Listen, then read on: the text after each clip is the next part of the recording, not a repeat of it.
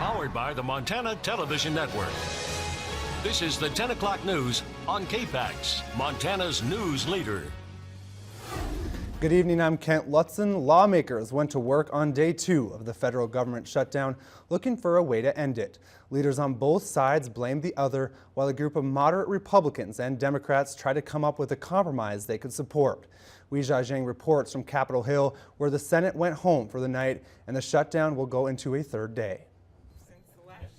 Senators piled into the elevator after bipartisan talks to get the government back open. We're making progress. We're making progress. We agree on that. A group of moderate Republicans and Democrats is looking for a way to pass a 3-week funding bill. The senators in that room believe we're all losing when it comes to government shutdown. And to secure a guarantee, Congress will address so-called dreamers, undocumented immigrants brought to this country illegally as children. We want to see a commitment to take up immigration and with a belief that we'll get to a good result for dreamers. The shutdown started Saturday morning after the Senate failed to pass a spending bill. So far, the impact has been seen at some national park sites, but federal workers are bracing for Monday, when hundreds of thousands could be on unpaid leave. Several lawmakers are expressing concern that if they don't resolve this now, each side will just dig in even more. That is absolutely critical that we not continue this, number one, on behalf of the country, but I think also resolution gets more difficult the longer we wait. And there's already lots of finger pointing. Democrats voted to shut down the government because they're impatient to get a solution for these DACA young adults. All along, the president's saying, well, I'll do DACA and Dreamers in return for the wall. He's got it. Can't take yes for an answer. The White House called Senator Schumer's account false and said the president's not negotiating on immigration while Democrats hold the government and, quote, our troops hostage. Wei Jiajing, CBS News, Capitol Hill. Senate Majority Leader Mitch McConnell called the vote for tonight, but Minority Leader Chuck Schumer objected. The Senate will be back in session at 10 a.m. on Monday with a vote at noon tomorrow. And how is this shutdown affecting Montana families? Well, MTN's Kaylee Collins spoke with 2 military spouses today, and she shows us how they're reacting to Democrats and Republicans not being able to compromise. When they reopen the government, we will continue the discussions. But those discussions are coming at the expense of local military members and their families. Brittany Vallejo, a Maelstrom Air Force Base military spouse and mother of 2, believes the military is forgotten about a lot, especially in situations like this. We expect our military to always be the first ones to sacrifice their freedom, to sacrifice their civil rights in a lot of regards. Yet when it comes to paying them or having the well-being of their families at heart, I feel like that's kind of left off the table, and I really want them to see us and hear us. Jennifer Bondarenko's husband works at the Montana Air National Guard. She says this shutdown isn't going to just affect her and those on base, but the entire community. These people are, they spend a lot of money in this town, and with the government shutdown, people aren't making money and people aren't spending money, and it's making a big impact. It just goes right down the line to, grocery stores and gas stations and, and everything else. She says the government needs to clean up their act. People need to stop fighting with each other, and they need to stop acting like a bunch of 6-year-olds. People aren't getting paid. And Vallejo agrees. I don't feel that this is a Republican issue or a Democrat issue. I feel like this is a working together issue. In any other working job, when you're giving a 4-month extension to pass a budget, you're expected to have that figured out.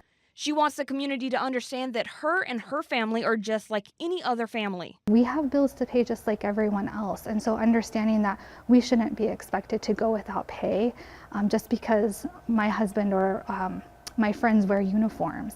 I don't think that that's a fair expectation. Bondarenko says it's all about the government picking the right battles. When it comes to people not getting paid and people not being able to feed their families, you need to maybe back down and say, okay, let's get this taken care of, and then we'll, maybe fight this one later. Vallejo took to Facebook in an open letter to congressional officials. She says the support of the community has been overwhelming.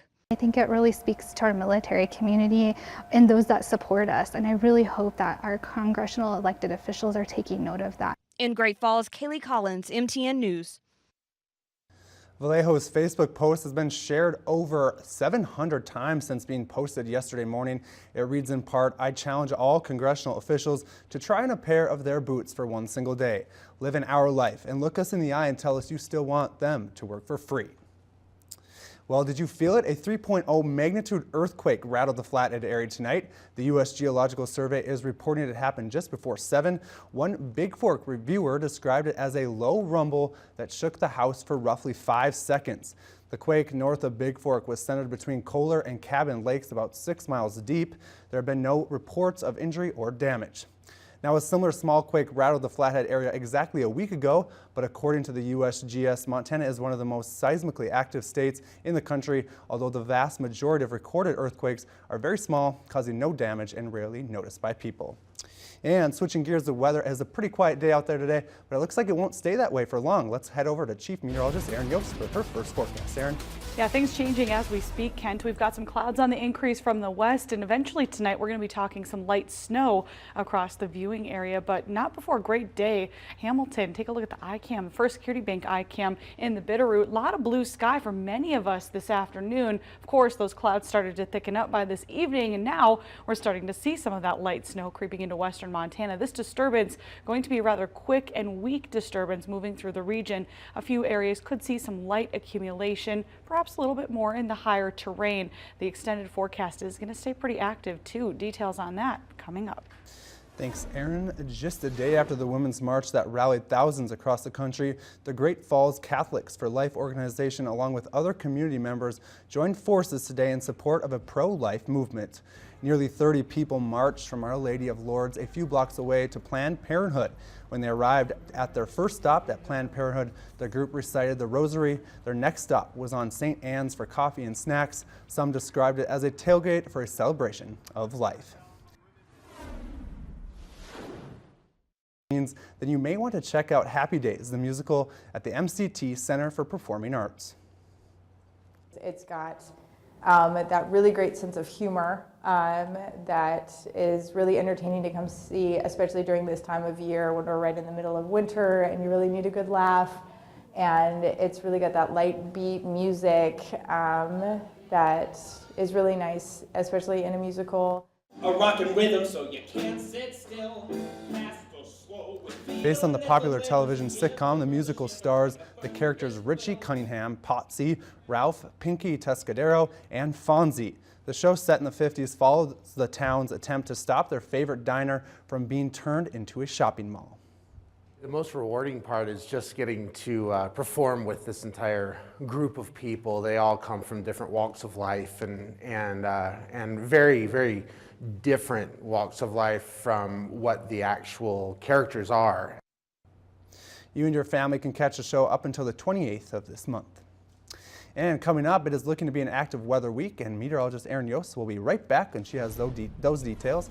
Plus, Under the Big Sky shares the story of how one Montana mother turned her parenting experience into an innovative parenting magazine.